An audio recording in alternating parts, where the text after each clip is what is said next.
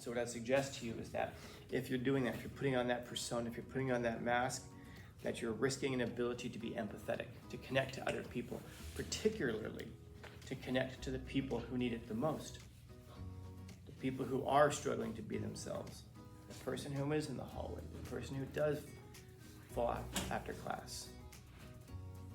And so if you do that, you lose your ability to connect to people at an authentic, real level, which means it becomes very difficult to form any meaningful, real relationships in life, especially at the unconscious level. Because at the unconscious level, you're aware that you're not who you pretend to be, and that anybody who likes you doesn't really like you, and even then, the people who you like, you don't really like. It's this persona, this mask, and it's hard to tell where those lines blur. I don't know, it's so Kafkaesque.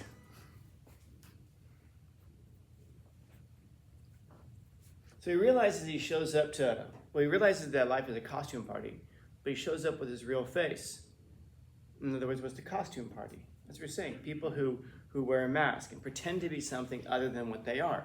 That could mean that they pretend to be a marathon runner when they're not a marathon runner. They could pretend to be rich when they're really not.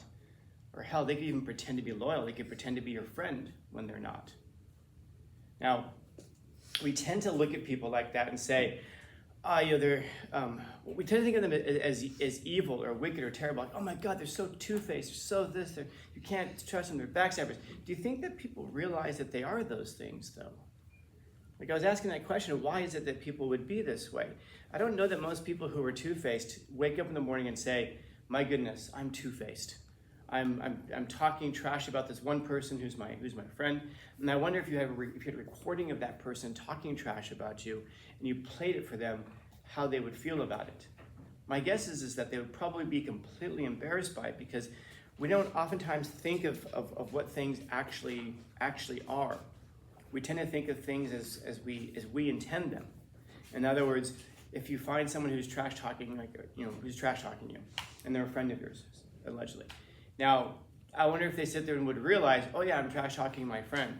Or if they would think of it as, no, I'm just bonding with this other person. This other person doesn't like you, and so I'm kind of adding on to that. And then if you played them a recording, if they would realize the full extent of what it is that they did. At that moment, they probably didn't even think of it that way. They probably just thought of it as, I'm going along because I don't want to cause problems. I'm going along because I don't want to alienate this other person. My friend's never even going to think about it. And I don't even know if that much thinking even really goes into it. We just react. Why? Because we're social creatures. We want to be liked. And it's easier to be, or I guess it's more, in our mind, it's more gratifying, it's more satisfying to be liked by the person who's right in front of us. In other words, the person who's trash talking right in front of us, it's difficult for us to put ourselves at odds with that person because we don't want to cause problems with them, but it's always that why, it's that it underneath. Why not? Because if we cause problems with them, there's this immediate conflict. The problem with you and the person who's trash talking behind your back, that may never even manifest. They may never find out. That may never cause a problem. If both of you were, both of them were in front of you at that moment, and one was trash talking the other, think about how we oftentimes respond to that. Almost like we want to pretend like both sides are wrong. Okay, guys, stop arguing. In a very rudimentary sense, you can think of like a parent driving a car. You've got two kids in the back seat and they're arguing over an iPad or something, whatever. And what does the parent oftentimes do to try to solve this problem? Just takes it away. Does that solve the problem, though? No, it doesn't, because the iPad belongs to one person. There is a right and there is a wrong. When you just take it away, you teach kids, first off, there's no right or wrong. It doesn't matter if you're right or wrong. It just matters if you make the most noise, and if you complain the most, if you're the loudest, if you're the angriest, then at least you can stop the other person from having the thing that you want. And then, surprise, surprise, we have so many adults who walk around with that same mentality. If I just get loud, I'll get my way. If I can just cause enough problems, since people don't like to have problems, then people will side with me. Even if they don't agree with me, they'll still do what I want because I'm the loudest, I'm the angriest, and people just don't want to have a problem with me. And it's a terrible message that we send.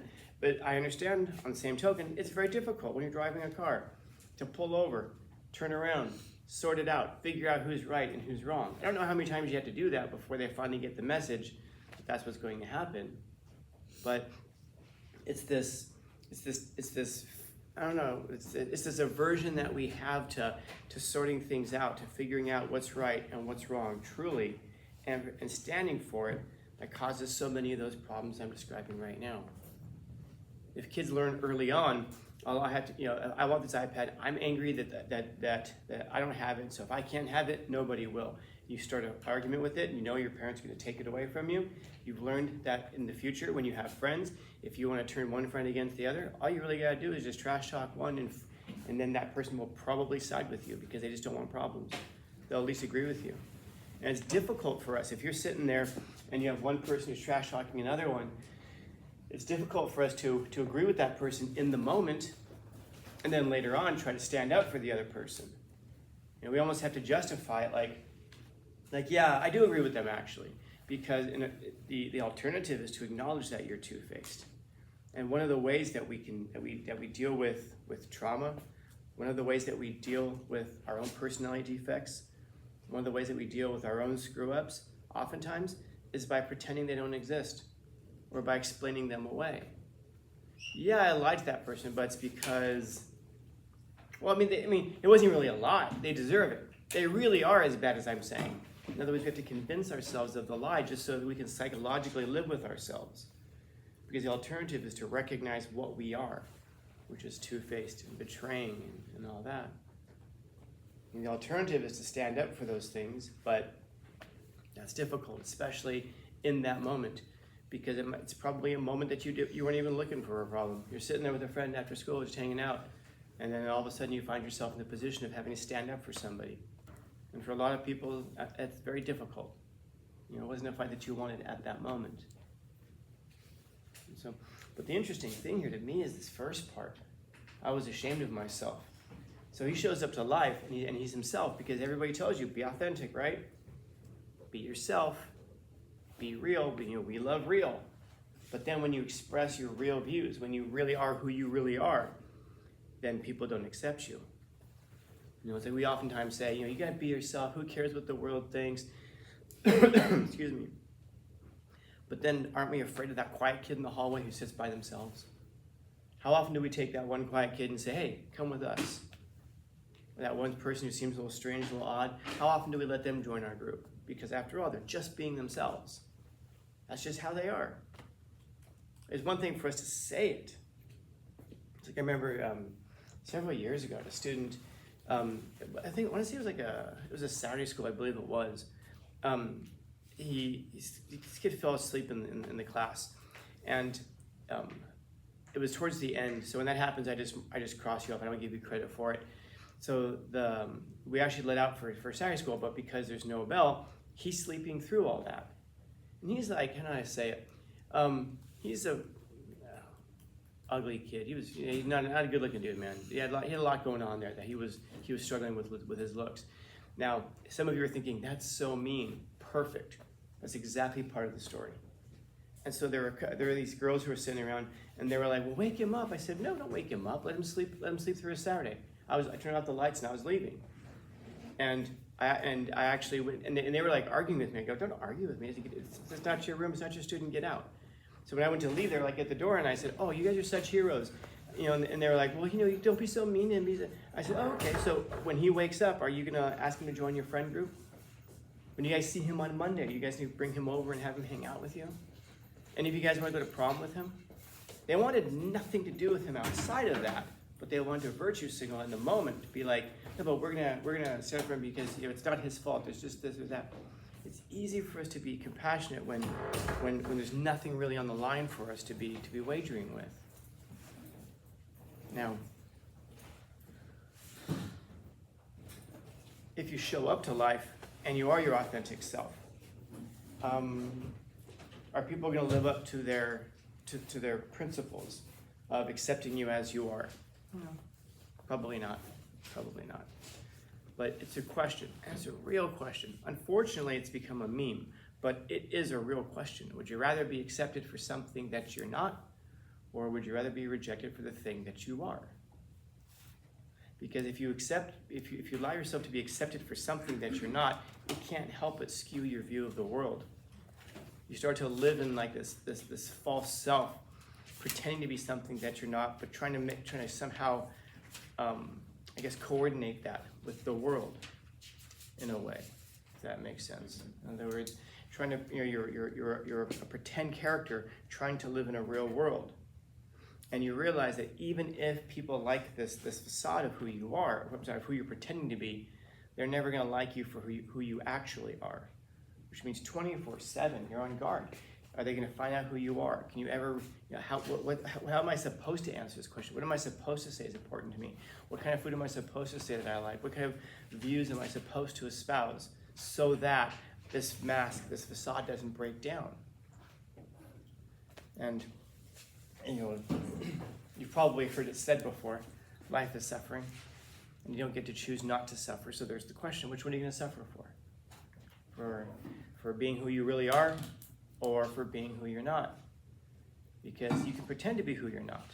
And there are benefits. People will like you.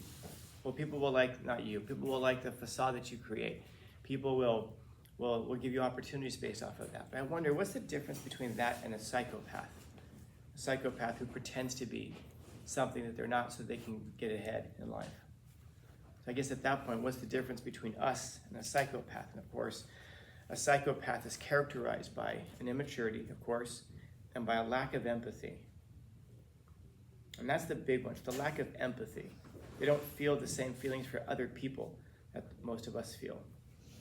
And so what I suggest to you is that if you're doing that, if you're putting on that persona, if you're putting on that mask, that you're risking an ability to be empathetic, to connect to other people, particularly to connect to the people who need it the most, the people who are struggling to be themselves, the person who is in the hallway, the person who does fall out after class. And so if you do that, you lose your ability to connect to people at an authentic, real level, which means it becomes very difficult to form any meaningful, real relationships in life, especially at the unconscious level. Because at the unconscious level, you're aware that you're not who you pretend to be, and that anybody who likes you doesn't really like you, and even then, the people who you like, you don't really like. It's this persona, this mask, and it's hard to tell where those lines blur. So, questions, comments, concerns, complaints, criticisms, critiques? Happy Monday.